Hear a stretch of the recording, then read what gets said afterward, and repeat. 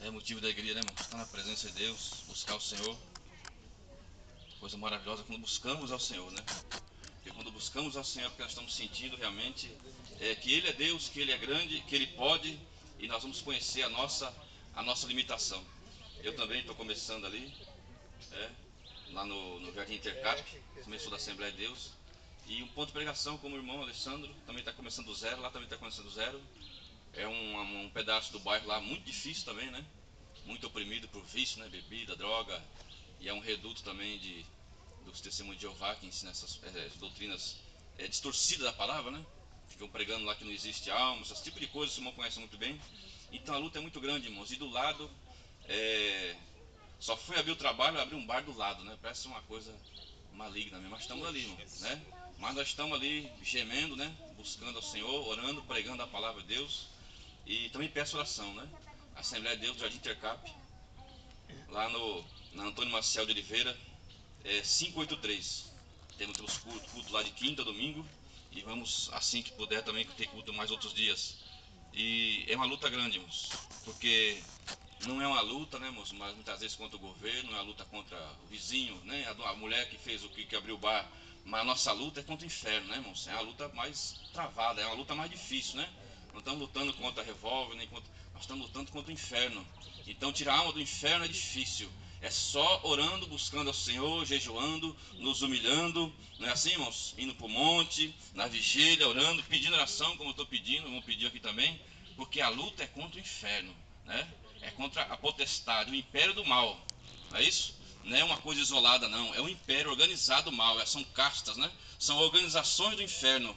Então, irmãos, é uma luta grande, não estamos, né, para brincadeira, na verdade, nós não entramos para ser crente, para ser cristão, nós não entramos, fizemos uma opção por uma brincadeira. Nós aceitamos estar do lado de Jesus. Estar do lado de Jesus é estar contra todo o inferno, né? Estar contra o inimigo. Então, e ele, o irmão sabe que ele é astuto, monta cilada, monta laço, né?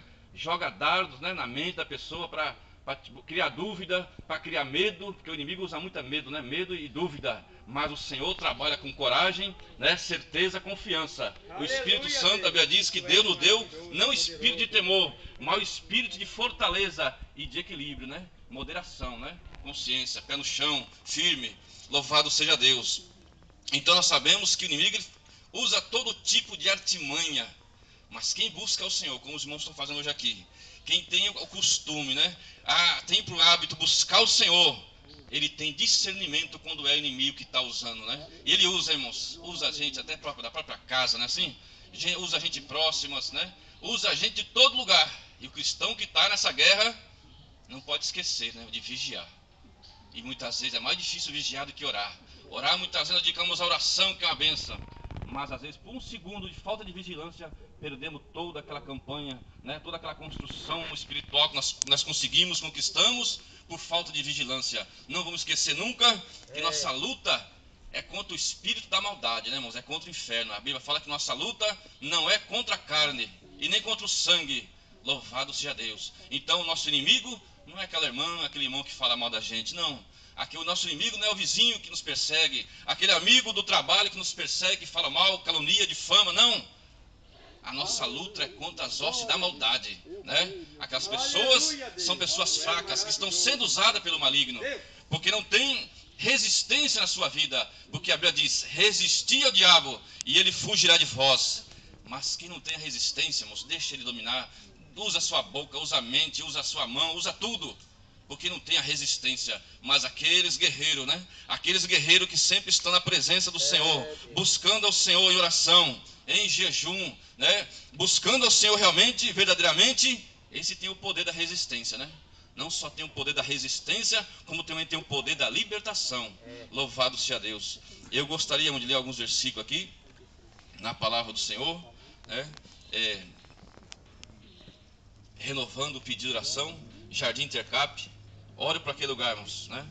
Um ponto de pregação, sofrido, tinha um obreiro lá, mas ele saiu, não aguentou, né?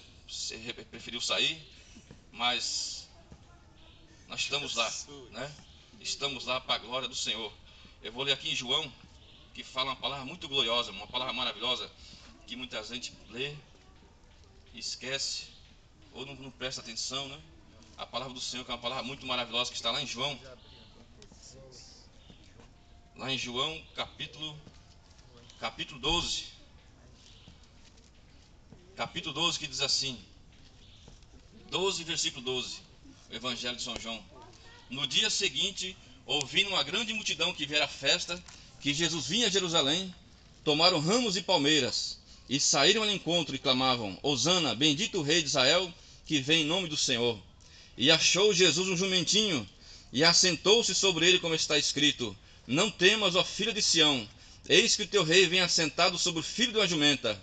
Os seus discípulos, porém, não entenderam isso no princípio. Mas quando Jesus foi glorificado, então se lembraram de que isto estava escrito dele, e que isso lhe fizeram. A multidão, pois, que estava com ele, quando Lázaro foi chamado à sepultura, testificava que ele ressuscitara dos mortos, pelo que a multidão lhe saiu ao encontro, porque tinha ouvido que ele fizera esse sinal. Disseram, pois, os fariseus entre si, vedes que nada aproveitais, eis que todos vão após ele. Louvado seja Deus. Não vou me estender, irmão, resumidamente. Jesus, né, é o mesmo. Ele foi embora, mas deixou o Espírito Santo. Mas quando ele estava aqui na terra, ele fazia sinais, né? E sinais maravilhosos. De modo que multidões, né, grandes multidões seguiam. Da mesma forma que Jesus quer fazer através de nós. Porque ele disse, assim como o Pai me enviou, eu também envio a vós. É uma comissão muito importante, mas às vezes nós não entendemos. Às vezes nós não fazemos ideia da importância, da posição que Deus chamou você. Você às vezes não faz ideia da grandeza da sua posição, da posição que Jesus te colocou. Você é comissionado por Jesus. E aqui nós vemos que Jesus tinha feito esses sinais maravilhosos e o povo ia atrás dele. E Jesus sempre fugiu de glória humana, mas dessa vez ele aceitou para se cumprir a palavra. Quando o homem foi falado sobre aquele caso de Lázaro, espalhou a notícia que ele tinha ressuscitado depois de 4 dias, multidão estava acompanhando ele, e nós vemos aqui que começaram a aclamar Jesus como rei, e ele realmente é rei. Começaram a aclamar, só que Jesus não queria que o povo entendesse que ele fosse um rei, apenas um rei da política terrena. Mas naquele dia, Jesus aceitou, porque ele estava se cumprindo a palavra do Senhor, estava se cumprindo a palavra da profecia, porque ele é rei.